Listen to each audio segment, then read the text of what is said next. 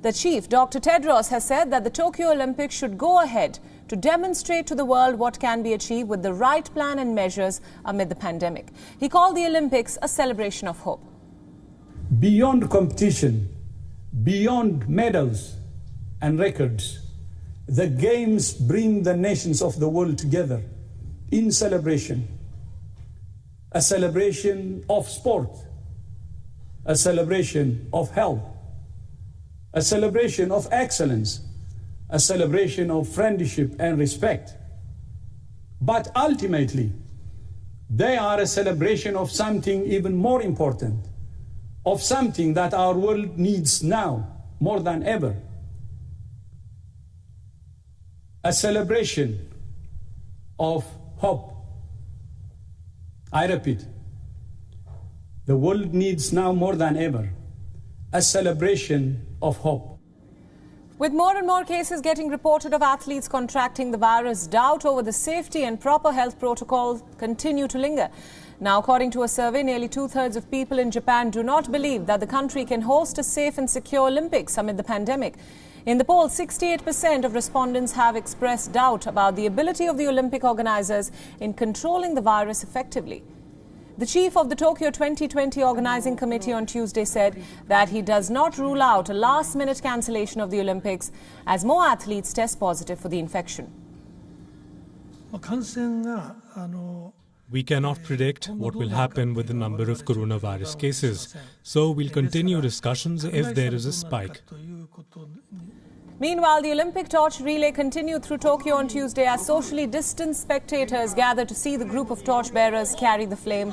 The torch relay has travelled through every prefecture in Japan over the last few months and will visit different parts of Tokyo until the Olympics officially begin on Friday, that is July 23rd.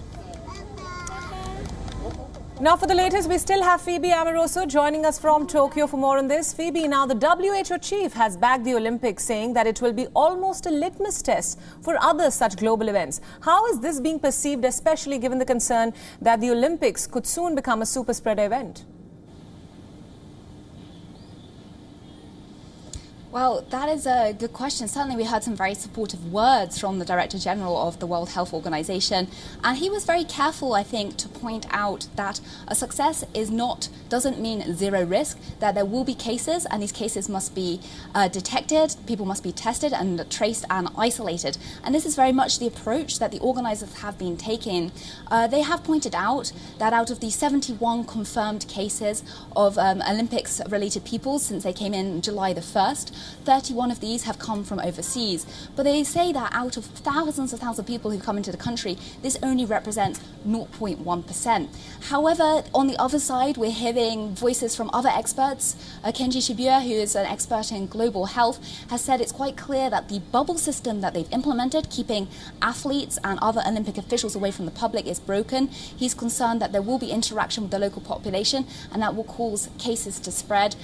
There are definitely still some concerns on that front, and as you pointed out, the Japanese public still remains incredibly cautious. Only around 22% of Japan's population is fully vaccinated, so it's not the safest of time that many people feel to be holding an event of this scale.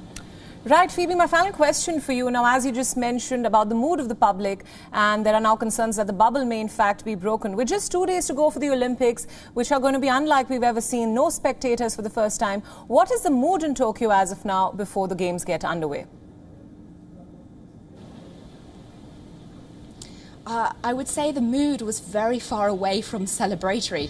And indeed, actually, news just report this morning that the Emperor of Japan, he is scheduled to declare the opening at the opening ceremony on Friday.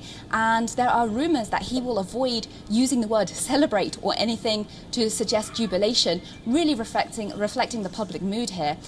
Also, a demonstration of just how unpopular these games are. We're seeing major sponsors walk away from their association. Several senior officials, it started with Toyota, who pulled their commercials and then said that their president would not attend the opening ceremony. We've also heard from Panasonic and Fujitsu. Their senior officials also will not be attending the opening ceremony, really reading the mood here among the public. And just to recap the restrictions that Tokyo is under, it's the fourth state of emergency.